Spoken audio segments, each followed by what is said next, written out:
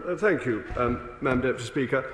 As for Magdalen College, it's not exactly 1687-88. It's a few pimply adolescents getting excited and taking down a picture of Her Majesty.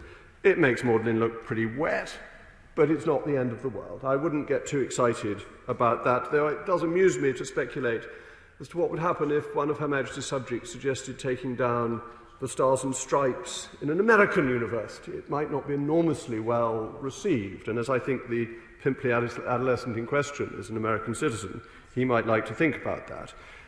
He might think that taking down the US flag in an American university was a bridge too far, even for the most patriotic Britain. As regards the academics refusing to teach, I'm half tempted to say you should be lucky not to be taught by such a useless bunch. That if they're that feeble, what are you missing? And what are they doing there? Why don't they have any pride in their country, our marvellous history and our success? And Rhodes is not a black and white figure.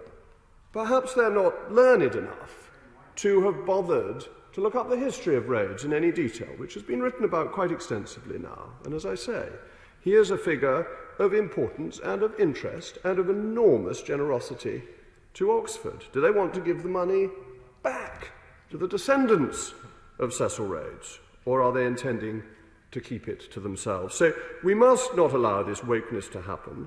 The idea of changing Churchill College, well, perhaps we should introduce a bill to rename Cambridge Churchill and call it Churchill University, and that would be one in the eye for the lefties.